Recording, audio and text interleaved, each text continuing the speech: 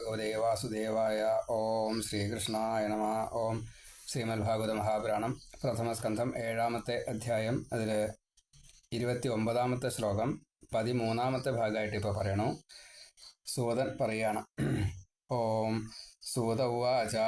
ഓം ശ്രുത്വാ ഭഗവതാ പ്രോക്തം ഫാൽഗുന പരവീരഃ സ്പൃഷ്ട്വാ അപസ്തം പരിക്രമ്യ ബ്രാഹ്മം ബ്രാഹ്മായ സന്തതേ. പരവീരഃ ശത്രുക്കളാകുന്ന വീരന്മാരെ ഹനിക്കുന്നതായിട്ടുള്ള ഭാവം. പരവീര ഹ എന്ന് പറഞ്ഞാൽ ഹനിക്കുന്ന വീരന്മാർ, പരവീരന്മാർ. അപ്പോൾ അന്യരായിട്ടുള്ള അവർ നമ്മുടെ ശത്രുഭാവത്ത് നിൽക്കുമ്പോൾ മഹാവീരന്മാരാണ്, അവരെ ഹനിക്കുന്നതായിട്ടുള്ള ഭാവം അർജുനന് ഉണ്ട്. അതുകൊണ്ട് പരവീരഹ. അപ്പോൾ മഹാവീരന്മാരെ, മഹായോദ്ധാക്കളെ, മഹാരഥന്മാരെ തോൽപ്പിക്കുന്നവർക്ക് മാത്രമേ ഈ പരവീരഹ എന്നുള്ള സംബോധന കിട്ടുള്ളൂ. അർജുനന് ആ ക്വാളിഫിക്കേഷൻ ഉണ്ട്. നമുക്ക് ഒത്തതായിട്ടുള്ള ആളുകളോട് ഒരു പക്ഷേ നമ്മൾ ജയിക്കാം. നമ്മളെക്കാൾ വീര്യവും മറ്റു കാര്യങ്ങളും ഒക്കെ ഉള്ളതായിട്ടുള്ള ഒരു ഭാവം, അത് അർജുനൻ മറ്റ് അഡീഷണൽ ആയിട്ട് എന്തെങ്കിലും നേടിയിട്ടല്ല, അർജുനന് സ്വതവേ തന്നെ ഉള്ളതാണ് ഈ ഭാവം. അതുകൊണ്ട് പരവീരഹ എന്നുള്ളത് കുറച്ചും കൂടിയും അർജുനനെ യോഗ്യനാക്കുന്നു. ഇപ്പോൾ ബാലിയെ പോലെ മറ്റുള്ളവരുടെ ശക്തി പകുതി എടുത്തുക എന്നുള്ള വരം, അപ്പോൾ അതിലത്ര കാര്യമില്ല. അർജുനൻ അങ്ങനെയല്ല. അർജുനൻ സ്വയമേവ തൻ്റെ ഈ കഴിവ്, അത് വീര്യം, സ്വവീര്യ, അത് പ്രദർശിപ്പിച്ചുകൊണ്ട് തന്നെ അന്യന്മാരായിട്ടുള്ള വീരന്മാരെ തോൽപ്പിക്കാൻ അല്ലെങ്കിൽ വധിക്കാൻ ശത്രുക്കളായിട്ട് വരുമ്പോൾ വധിക്കുകയാണ് വേണ്ടത്. അതുകൊണ്ട് ഹ എന്ന് പ്രയോഗിച്ചു, പരവീരഹ. അപ്പോൾ അങ്ങനെ പരവീരഹ, ഈ ശത്രുക്കളായിട്ടുള്ള വീരന്മാരെ ഹനിക്കുന്നവനായിട്ടുള്ള ഫാൽഗുനഹ, ഈ അർജുനൻ ഭഗവാനാൽ പ്രോക്തം പറയപ്പെട്ടതിനെ ശ്രുത്വ, അത് കേട്ടു. ഭഗവാൻ ഇങ്ങനെ പറഞ്ഞു കഴിഞ്ഞപ്പോൾ, ഇത് ബ്രഹ്മാസ്ത്രമാണ്, രണ്ടും കൂടിയിട്ട് പിൻവലിക്കണമെങ്കിൽ നീ ആദ്യം അതിനെ പ്രത്യസ്ത്രമായിട്ട് ബ്രഹ്മാസ്ത്രം തന്നെ വിടണം എന്നൊക്കെ പറഞ്ഞ് കേട്ടപ്പോൾ സ്പൃഷ്ട്വ അപസ്പൃഷ്ട്വ, ജലത്തെ തൊട്ടിട്ട്, ജലം അപഹ ജലം, സ്പൃഷ്ട്വ എന്ന് പറഞ്ഞാൽ തൊട്ടിട്ട്, എന്ന് വെച്ചാൽ ആചമനാദി കാര്യങ്ങളെല്ലാം ചെയ്തിട്ട് എന്നാണ്. നമ്മൾ നേരത്തെ ഉപസ്പൃശ്യ എന്ന് പറഞ്ഞില്ലേ. അപ്പോൾ ജലത്തെ തൊട്ടിട്ട് തം, ആ അശ്വത്ഥാമാവിനെ, അതേപോലെ തന്നെ ഈ ഭഗവാനാകുന്ന ശ്രീകൃഷ്ണനെ, ഇപ്പം എന്താണോ പറഞ്ഞത് ഇത് മുഴുവൻ ഭഗവാനാകുന്ന ശ്രീകൃഷ്ണനാണ്, സൂതം പറയണ വാക്കാ. അപ്പോൾ ശൗനകാദി മഹർഷിമാരോട് കേൾക്കുമ്പോൾ തം എന്ന് പറയുമ്പോൾ അവിടെ ഈ അർജുനൻ ശ്രീകൃഷ്ണനെ പരിക്രമ്യ പ്രദക്ഷിണം വെച്ചു, ആചമനമൊക്കെ ചെയ്ത് ശുദ്ധി വരുത്തിയതിൻ്റെ ശേഷം ശ്രീകൃഷ്ണ ഭഗവാനെ ഒന്ന് പ്രദക്ഷിണം വെച്ച് ബ്രാഹ്മായ, ഈ ബ്രഹ്മാസ്ത്രത്തിൻ്റെ മേല് സന്തതേ വിടാൻ, നശിപ്പിക്കാൻ വേണ്ടിയിട്ട്, നിർവീര്യമാക്കാൻ വേണ്ടിയിട്ട് തൊടുത്തു. അപ്പോൾ അതിൻ്റെ ആ ഒരു വിധി വേണ്ട വിധം ചെയ്തു എന്ന് സാരം. നമ്മളൊരു പ്രവൃത്തി ചെയ്യുമ്പോൾ ആ ശുദ്ധി, ദേഹശുദ്ധിയാദി കാര്യങ്ങളൊക്കെ വേണം. അതിനുശേഷം ഭഗവത് സ്മരണയോട് കൂടിയിട്ട് വേണം ആ പ്രവൃത്തി ചെയ്യാനായിട്ട്. അത് ഇന്ന ലക്ഷ്യത്തിൽ എത്തണേ, ലോകഹിതം ആവണേ, ഇതൊക്കെ പ്രത്യേകം പ്രാർത്ഥിക്കണം. അപ്പോൾ ഭഗവാനെ സ്മരിച്ച് ഭഗവാനെ പ്രദക്ഷിണം വെച്ച് നമസ്കരിച്ചിട്ടാണ് ഈ ബ്രഹ്മാസ്ത്രത്തെ നിർവീര്യമാക്കാൻ ബ്രഹ്മാസ്ത്രത്തെ അർജുനൻ തൊടുത്തത്. ആത്മശുദ്ധി വരുത്തിയതിന് ശേഷം ജീവശുദ്ധി, ദേഹശുദ്ധി, മനഃശുദ്ധി ഒക്കെ ഈ ഉപസ്പൃശ്യ എന്ന് പറഞ്ഞുകൊണ്ട് കൂടിയിട്ട് സംഭവിച്ചു. ശ്രുത്വ ഭഗവത പ്രോക്തം, ശ്രുത്വ കേട്ടു. എന്താ കേട്ടത്? ശ്രീകൃഷ്ണനാൽ പറയപ്പെട്ടത്. ഭഗവത പ്രോക്തം, ശ്രീകൃഷ്ണനാൽ പറയപ്പെട്ടത്. ഫാൽഗുനഹ, ഈ അർജുനൻ പരവീരഹ, അർജുനന്റെ വിശേഷണ, പരവീരഹനായിട്ടുള്ള ആ ഭാവമുണ്ട്. അന്യരുടെ വീര്യത്തെ മുഴുവൻ നശിപ്പിക്കാൻ കഴിവുള്ള, അതേപോലെ അന്യരെ ഈ കാര്യത്തിന് വധിക്കണം വെച്ചാൽ വധിക്കാൻ പറ്റും, അതിനുള്ള കഴിവുണ്ട്. സ്പൃഷ്ട്വ ആപഹതം, സ്പൃഷ്ട്വ അപഹതം, സ്പൃഷ്ട്വ അപഹ, ജലം തൊട്ടു, ജലത്തെ, എന്നിട്ട് ജലത്തെ തൊട്ടു എന്നുള്ളതിൻ്റെ സാരം ഇതാണ്: കാല് കഴുകി ആചമിച്ചു, ദേഹശുദ്ധി വരുത്തി, സ്നാനം പഞ്ചവിധം പ്രോക്തം. അങ്ങനെ കാല് കഴുകി ആചമിച്ചാൽ കുളിച്ചതിന് തുല്യമാണ്. അപ്പം അങ്ങനെ ശുദ്ധി വരുത്തി, അതിനുശേഷം അസ്ത്രം, ഈ ബ്രഹ്മാസ്ത്രത്തെ, പിന്നെയോ പരിക്രമ്യ, ആരെയാ? മറ്റേ കൃഷ്ണനെ പരിക്രമ്യ, അങ്ങനെയാണ്. ശ്രീകൃഷ്ണനെ പ്രദക്ഷിണം വെച്ച് നമസ്കരിച്ച് ബ്രാഹ്മം, ഈ ബ്രഹ്മാസ്ത്രത്തെ ബ്രാഹ്മായ സന്തതേ, ബ്രഹ്മാസ്ത്രത്തെ ഇല്ലാണ്ടാക്കാൻ മറ്റൊരു ബ്രഹ്മാസ്ത്രത്തെ ഈ ഗാണ്ഡീവം എന്ന വില്ലില് തൊടുത്തു. സ്പൃഷ്ട്വ ആപഹ തം, തം എന്നുള്ളത് ശ്രീകൃഷ്ണനെ എന്നുള്ള ഭാവത്തിൽ, ഈശ്വരനെ എന്ന ഭാവത്തിൽ.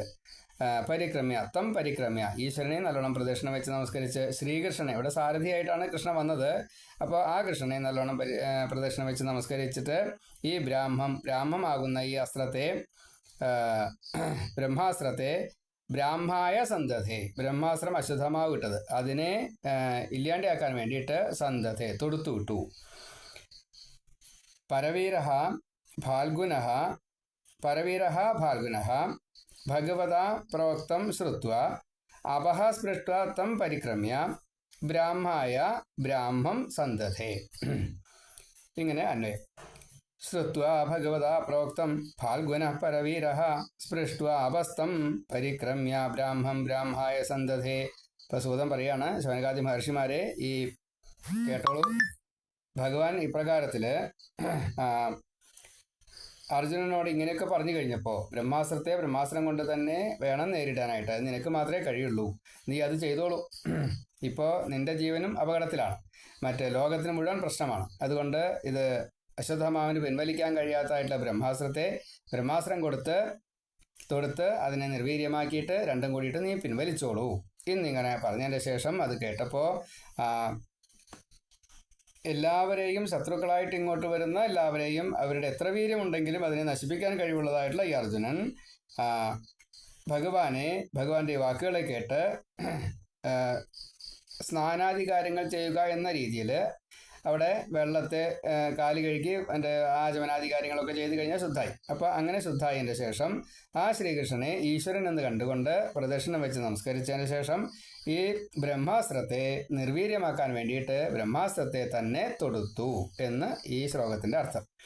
ശ്രുത്വാ ഭഗവതാ പ്രോക്തം ഫാൽഗുനഃ പരവീരഃ സ്പൃഷ്ട്വാ അപസ്തം പരിക്രമ്യ ബ്രാഹ്മായ സന്തതേ സംഹത്യ അന്യോന്യമുഭയോസ്തേജസി ശരസംവൃതേ ആവൃത്യ രോദസി ഖം ച വവൃധാതേ അർക്കവന്യവത്. ഇനി അതിൻ്റെ ഒരു മഹിമ പറയാണ്. ഉഭയോഹോ, രണ്ടിൻ്റെയും തേജസി, രണ്ട് ബ്രഹ്മാസ്ത്രം, അർജുനൻ വിട്ട ബ്രഹ്മാസ്ത്രം, അശ്വത്ഥാമാവ് വിട്ട ബ്രഹ്മാസ്ത്രം, രണ്ടിൻ്റെയും തേജസ്സുകള് ശരസംവൃതേ, ശരങ്ങളാൽ ചുറ്റപ്പെട്ടതായി. അന്യോന്യം സംഹത്യ, അപ്പൊ രണ്ടും കൂടിയിട്ട് അങ്ങോട്ട് ചേർന്നു. അത് ചേരുമ്പോൾ എങ്ങനെയാണ്, രണ്ട് അമ്പുകൾ കൂട്ടിച്ചേർക്കുമ്പോൾ അതിൽ നിന്ന് ഒരു പ്രത്യേകമായിട്ടുള്ള തീഗോളം വീണ്ടും ഉണ്ടാവും. അപ്പോൾ ഇത് രണ്ടും തീഗോളങ്ങളാണ്. രണ്ട് തീഗോളങ്ങളും കൂടിയാണ് കൂട്ടിമുട്ടുമ്പോൾ അത്യധികം വലുപ്പമായിട്ടുള്ളൊരു തീഗോളം ഉണ്ടാവും. രോദസി, അത് ആകാശത്തെയും അതിൻ്റെ ഈ ഭൂമിയെയും നല്ല ബ്രഹ്മാണ്ടത്തെ മുഴുവൻ ഒരേപോലെ. ഖം ച, അതാണ് എങ്ങനെയാണ് എത്രത്തോളം അതിനെ മറ്റേ ഈ കരയിക്കാൻ സാധിക്കും, അതായത് വിഷമിപ്പിക്കാൻ സാധിക്കും, ബുദ്ധിമുട്ടിക്കാൻ സാധിക്കും. അപ്പോൾ ആകാശത്തെയും ഭൂമിയെയും ഖം ച അന്തരീക്ഷത്തെയും ആവൃത്യ. അപ്പം ഈ തേജസ് കൊണ്ട് മറ്റ് ബ്രഹ്മാണ്ടങ്ങളെ മുഴുവൻ ഈ ബ്രഹ്മാണ്ടത്തിലെ മറ്റുള്ളതിനെ മുഴുവൻ അങ്ങോട്ട് മറച്ചു. കാരണം ഈ തേജസ് അത്രയും തീക്ഷ്ണ, രണ്ട് തേജസ്സും കൂടിയിട്ട് ഒന്നാവുകയും ചെയ്തു. അപ്പോൾ എത്രത്തോളം തീക്ഷ്ണമായി എന്ന് പറയാൻ പറ്റില്ല, അത്രയും കൂടുതൽ വലുതായിപ്പോയി. അങ്ങനെ വലുതായി കഴിഞ്ഞപ്പോൾ അതിൻ്റെ ആ ഒരു ഇത് സഹിക്കാൻ പറ്റില്ല. അതുകൊണ്ട് അർക്കവന്യവത്, സൂര്യനും അഗ്നിയും എന്ന പോലെ കൂടിച്ചേർന്നുണ്ടായ ഒരു പ്രഭാവം, അത് വവൃധാതെ വർദ്ധിച്ചുകൊണ്ടേ വരിക. ഈ ബ്രഹ്മാസ്ത്രത്തോട് കൊടുക്കുമ്പോൾ അത് ഇവിടെ സൂര്യനും അഗ്നിയും എന്ന പോലെ പറയാനുള്ള കാരണം രണ്ടിൻ്റെയും രണ്ട് ഭാവമാണ്. സൂര്യൻ്റെ അതീവ തീക്ഷ്ണമായിട്ടുള്ള പ്രകാശം, നേരിട്ട് വലിയൊരു തീക്കുണ്ടമാണെങ്കിൽ അതിൻ്റെ അതികഠിനമായിട്ടുള്ള ചൂട്. സൂര്യന് ചൂടില്ലായിട്ടല്ല, സൂര്യൻ്റെ മുമ്പിൽ ഈ അഗ്നിക്ക് എത്രത്തോളം ചെയ്യാൻ പറ്റും ചോദിച്ചാൽ അറിയില്ല. സൂര്യനേക്കാൾ മീതി അഗ്നി, അത് ഈ വേദവിധി പ്രകാരം. ഇനി മറ്റൊരു രീതിയിൽ പറയുമ്പോൾ സൂര്യൻ കണക്കാക്കുമ്പോൾ അഗ്നി ചെറുതും സൂര്യൻ വലുതും, അങ്ങനെയൊക്കെ ചില പ്രശ്നങ്ങളുണ്ട്. എന്നാൽ ഈശ്വരഭാവത്തിൽ കണക്കാക്കുമ്പോൾ രണ്ടും തുല്യമാണ്. അല്ലെങ്കിൽ സൗരയൂഥത്തിൻ്റെ അധിപൻ സൂര്യനും വേദത്തിൻ്റെതായിട്ടുള്ള പ്രയോഗാദി കാര്യങ്ങൾക്കെല്ലാം അധിപസ്ഥാനം ബ്രഹ്മം എന്ന നിലയ്ക്ക് അഗ്നിക്കും. അപ്പോൾ രണ്ട് തലത്തിൽപ്പെട്ടതായിട്ടുള്ള രണ്ട് മുഖ്യത ആ മുഖ്യഭാവം അഗ്നിക്കുമുണ്ട് സൂര്യനുമുണ്ട്. അപ്പോൾ രണ്ടും കൂടി ചേർന്നാൽ എന്താ ഉണ്ടാവുക? അതീവ തേജസ്സാണ്. മറ്റൊരാൾക്ക് അതിൻ്റെ അടുത്തേക്ക് എത്താൻ സാധിക്കില്ല. അത് രണ്ടും അവിടെ സംഭവിച്ചു. അതാണ് ഒരു ബ്രഹ്മാസ്ത്രം മറ്റൊരു ബ്രഹ്മാസ്ത്രം രണ്ടും കൂടി ചേർന്നു. ഈ ബ്രഹ്മാണ്ടത്തെ മുഴുവൻ ആ പ്രകാശത്തിൻ്റെയും ചൂടിൻ്റെയും അതിതീക്ഷ്ണമായിട്ടുള്ള ഭാവം കൊണ്ട് മറ്റൊന്നും കാണാണ്ടേ, ഒന്നും അനുഭവിക്കാൻ സാധിക്കില്ല. ആവട്ടായി സംഹത്യ അന്യോന്യം ഉഭയോഹോ തേജസി ശരസംവൃതേ സംഹത്യ അന്യോന്യം ഉഭയോഹോ തേജസി ശരസംവൃതേ ആവൃത്യ രോദസി ഖം ച വവൃധാതേ അർക്ക വന്യവത്. ഇപ്പോൾ ഉഭയോഹോ തേജസി രണ്ടിൻ്റെയും തേജസ്സുകൾ ശരസംവൃതേ ശരങ്ങളാൽ അങ്ങോട്ട് ചുറ്റപ്പെട്ടതായി എന്ന് വെച്ചാൽ അത് രശ്മികൾ എന്ന നിലയ്ക്കാണ്. ഈ രശ്മിയൊന്നും കാണില്ല, അതിനേക്കാൾ കൂടുതൽ അത് തീഗോളം തന്നെയാണ്. അങ്ങനെ നിൽക്കണു. അന്യോന്യം സംഹത്യ രണ്ടും കൂടിയിട്ടാണ് ചേർന്നു. അങ്ങനെ ചേർന്ന് കഴിഞ്ഞപ്പോൾ കരയിക്കുകയാണ് മൊത്തം. അതിൽ രോദസി എന്നാണ് വാക്ക്. അപ്പോൾ മുഴുവൻ എന്നുള്ള അർത്ഥത്തിലാണ്. എങ്ങനെയൊക്കെ ഈ ആകാശത്തെയും ഭൂമിയെയും അതേപോലെ ആവൃത്യ മൊത്തം മറച്ചിട്ട് എന്ന് വെച്ചാൽ ഈ 14 ലോകങ്ങളെയും മറച്ചു എന്ന് സാരം. അതാണ് അങ്ങനെ പറയാനുള്ള കാരണം. ഇങ്ങനെ രോദസി എങ്ങനെയാണ് വർദ്ധിച്ചു വന്നു. അതാണ് എത്രത്തോളം ഈ ആകാശത്തെയും ഭൂമിയെയും അന്തരീക്ഷത്തെയും മുഴുവൻ അങ്ങോട്ട് ആവൃത്യ എങ്ങനെ മറച്ചു, ചുറ്റപ്പെട്ടു. അതങ്ങോട്ട് അത് മാത്രമേ കാണാറുള്ളൂ. ആ മട്ടായി. അങ്ങനെ അർക്കവന്യവത് സൂര്യനും അഗ്നിയും കൂടി ചേർന്നാൽ എങ്ങനെയാണോ അത് വരിക അതേപോലെ. മാത്രമല്ല വവൃഥാതെ എത്രത്തോളം വർദ്ധിച്ചു എന്ന് പറയാൻ നിർത്തിയില്ല, അത്രത്തോളം വർദ്ധിച്ചു. അപ്പോൾ ഇങ്ങനെ ഈ സംഹത്യ രണ്ടും കൂടിയിട്ട് കൂട്ടിമുട്ടിയിട്ട് സംഹത്യ അന്യോന്യം പരസ്പരം അത് കൂട്ടിമുട്ടിയപ്പോൾ ഉഭയോഹോ രണ്ടിൻ്റെയും തേജസി രണ്ടിൻ്റെയും അത് തേജസ് ശരസംവൃതേ അത് ശരങ്ങളാൽ അങ്ങോട്ട് ചുറ്റപ്പെട്ട അല്ലെങ്കിൽ ശരം നിറച്ച ശരം അതിങ്ങനെ പുറമേക്ക് വരിക, മുള്ളമന്നിയുടെ മുള്ളു പോലെ. സൂര്യൻ്റെ രശ്മിയുടെ വരുന്നുണ്ടല്ലോ, അഗ്നിയുടെ ആ ഒരു തേജസ് രശ്മിയായിട്ട് നമുക്ക് കാണാനൊന്നും പറ്റില്ല. മുകളിലേക്ക് അഗ്നിനാളം പോകുമ്പോൾ ഒരു പക്ഷേ എങ്ങനെ കാണാം, എന്തെങ്കിലുമൊക്കെ കാണാം, അത്രയേ ഉള്ളൂ. പക്ഷെ അതുപോലെ അങ്ങനെയല്ല. അത് നമ്മളിങ്ങോട്ട് വല്ലാതെ കണ്ട് തടുക്കാൻ പറ്റാത്ത രീതിയിൽ ഈ രശ്മി അത് പ്രകാശവും തരും, ചൂടും തരും, ഊർജ്ജവും തരും, എല്ലാം തരും. അതിതീക്ഷ്ണമാണ്, നമ്മളെ ദഹിപ്പിക്കും. അതിനുള്ള കഴിവുണ്ട്, ദാഹക ശക്തിയുണ്ട്, രണ്ടിനുമുണ്ട്. അപ്പോൾ അത് രണ്ടും കൂടിയിട്ട് ശരസംവൃതേ ആവൃത്യ അതങ്ങോട്ട് ചുറ്റപ്പെട്ടു. എങ്ങനെ ചുറ്റപ്പെട്ടു? അങ്ങനെ അതിനെ നമുക്ക് ഒന്നും ചെയ്യാൻ സാധിക്കാത്ത രീതിയിൽ അത് ചുറ്റപ്പെട്ടു. അങ്ങനെ ചുറ്റപ്പെട്ടപ്പോൾ അത് രോദസി എന്തിനെയൊക്കെ കരയിപ്പിച്ചു. അത് ഇന്നതിനെന്ന് പ്രത്യേകം പറയാൻ പറ്റില്ല. ഈ പ്രപഞ്ചത്തിലെ എല്ലാറ്റിനെയും ഭൂമിയായാലും വേണ്ടില്ല, ആകാശമായാലും വേണ്ടില്ല, ഖം ച അതാണ് ആകാശം. അപ്പോൾ അവിടെ ഖം എന്ന് വെച്ചാൽ ഇന്ദ്രിയം എന്നൊരർത്ഥമുണ്ട്. എല്ലാറ്റിനെയും അത് തപിപ്പിച്ചു. ആകാശം മാത്രമല്ല, ഈ ബ്രഹ്മാണ്ടത്തിലുള്ള എന്തൊക്കെയുണ്ടോ അതിനെ മുഴുവൻ എന്ന അർത്ഥത്തിലാണ്. അങ്ങനെ വിഷമിപ്പിച്ചു. എന്താ കാരണം? ഇതിങ്ങനെ വവൃഥാതെ എത്രത്തോളം വർദ്ധിച്ചു അത്രത്തോളം. അതുകൊണ്ട് അത് തീക്ഷ്ണത എങ്ങനെയാണോ വന്നത് എന്നതിനെ പറയണം. അതിനു വേണ്ടിയിട്ട് ഉദാഹരണം ഒരു ഉപമ വെച്ചു. അതാണ് അർക്ക വന്യവത് സൂര്യനും അഗ്നിയും കൂടി ചേർന്ന പോലെ. അപ്പോൾ നമ്മളെ അങ്ങോട്ട് ഈ ഏതൊക്കെ തരത്തിൽ നമ്മളെ കരയിപ്പിക്കാൻ പറ്റുമോ ആ രീതിയിൽ എന്ന് സാരം. മറ്റുള്ളതൊക്കെ കാണാനില്ലാണ്ടായി. ഇപ്പോൾ അഗ്നികുണ്ഡം ആ സമയത്ത് ഒരു മിന്നാമിന്നിങ് പോകുമ്പോൾ ആ മിന്നാമിന്നിങ്ങിനെ കാണില്ല. കാരണം ഈ അഗ്നികുണ്ഡത്തിൻ്റെ പ്രഭ മിന്നാമിന്നിങ്ങിൻ്റെ ആ ചെറിയ വെട്ടം അത് കാണാണ്ടാവും. അതേപോലെ സൂര്യൻ ഉള്ള സമയത്ത് മിന്നാമിനിങ് പറക്കാനായിട്ടല്ല, പക്ഷേ ആ മിന്നാമിനിങ്ങിൻ്റെ വെട്ടം കാണില്ല. സമ്പൂർണ്ണമായിട്ട് ഇരുട്ടാണെങ്കിലോ അത് കാണും. എന്ന കൂട്ടത്തിൽ ഈ വലിയ തേജസ് കാരണം നമുക്ക് തേജസ് ഇല്ലായിട്ടല്ല, പക്ഷേ നമ്മുടെ തേജസ് ഒന്നും കാണാനില്ലാണ്ടായി. രൂപം കാണില്ല, ആ ഭൂമി കാണില്ല, കടൽ കാണില്ല, അന്തരീക്ഷം കാണില്ല, ഒന്നും കാണില്ല. അപ്പോൾ വല്ലാത്തൊരവസ്ഥയിൽ എത്തിച്ചേർന്നു എന്ന് സാരം. സംഹത്യ അന്യോന്യം ഉഭയോഹോ തേജസി ശരസംവൃതേ ആവൃത്യ രോദസി ഖം ച വവൃഥാതേർക്കവന്യവത്. അപ്പം ഇങ്ങനെ ആ തേജസ് കൊണ്ട് അങ്ങോട്ട് മറച്ചു. ഇനിയോ ദൃഷ്ട്വാസ്ത്ര തേജസ്തു തയോ സ്ത്രീൻ ലോകാൻ പ്രദഹൻ മഹത് ദഹ്യമാന പ്രജാ സർവ സാംവർത്തകമമം സദാ. ഇനി അത് എങ്ങനെയാണ് ജനങ്ങൾ കണക്കാക്കിയത് എന്നാണ് ഈ ശ്ലോകം കൊണ്ട് പറഞ്ഞത്. അതായത് തയോഹോ, ആ രണ്ട് ബ്രഹ്മാസ്ത്രങ്ങളുടെയും കൂടിച്ചേരല് മഹത്ത് ഏറ്റവും വലുതായി തീർന്നു. അസ്ത്ര തേജഹാതു, ഈ അസ്ത്രത്തിന്റെ തേജസ്സാകട്ടെ, ബ്രഹ്മാസ്ത്രങ്ങളുടെ തേജസ്സാവട്ടെ, ത്രീൻ ലോകാൻ, 3 ലോകത്തെയും, 3 ലോകം എന്നുള്ളത് സ്വർഗം, ഭൂമി, പാതാളം, അത് സദേ 14 ലോകമാണ്. നമ്മൾ നേരത്തെ പറഞ്ഞു 14 ലോകത്തിന് ഇത് തപിപ്പിച്ചു എന്ന്. അപ്പോൾ അങ്ങനെ ത്രീൻ ലോകാൻ പ്രദഹത്, അതിനെ ദഹിപ്പിക്കാൻ വേണ്ടിയിട്ട്, ദൃഷ്ട്വ, ഇതാ പോകുന്നു, ദഹിപ്പിക്കാൻ വേണ്ടി പോകുന്നു എന്ന് മനസ്സിലാക്കിയിട്ട്, ദൃഷ്ട്വ ദഹ്യമാനാഹ, ദഹിക്കപ്പെടുന്നവരായിട്ട്, സർവാഹ പ്രജാഹ സാംവർത്തകം അമംസത, ഇങ്ങനെ ദഹിക്കാൻ പോകുന്നതായിട്ടുള്ള ഈ ജനങ്ങളിലെ ഇത് സർവാഹ പ്രജാഹ, എല്ലാ പ്രജകളും ഒരേപോലെ, അതായത് പ്രകർഷേണ ജനിച്ചവരാണ് പ്രജകൾ, പ്രകർഷേണ ജനിച്ചവരാണ്. അപ്പോൾ അവര് ജീവജാലങ്ങൾ, സസ്യാലായാലും ശരി, തിരജാതിയായാലും ശരി, നമ്മൾ മനുഷ്യരായാലും ശരി, ഒക്കെ ജനങ്ങൾ തന്നെയാണ്. ഇവരൊക്കെ സാംവർത്തകം, ഇത് പ്രളയാഗ്നിയാണോ, ഒരു പ്രളയം വരികയാണോ എന്ന് അമംസത, വിചാരിച്ചു. അപ്പോൾ ഇത് എങ്ങനെ ഭാവം ഓരോരുത്തരും സ്വീകരിച്ചു.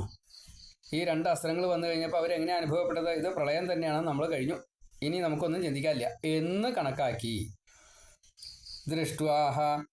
ദൃഷ്ട്വ കണ്ടു, എന്ത്, അസ്ത്ര തേജഹ, ഈ അസ്ത്രത്തിന്റെ 2 അസ്ത്രങ്ങളുടെയും തേജസ്സിനെ കണ്ടു. അതാകട്ടെ തയോഹോ, അതിൻ്റെതായിട്ട് തീക്ഷ്ണത, ത്രീൻ ലോകാൻ, തയോഹോ ത്രീൻ ലോകാൻ, തയോസ്ത്രീം ലോകാൻ എന്നാണ് വായിക്കുക.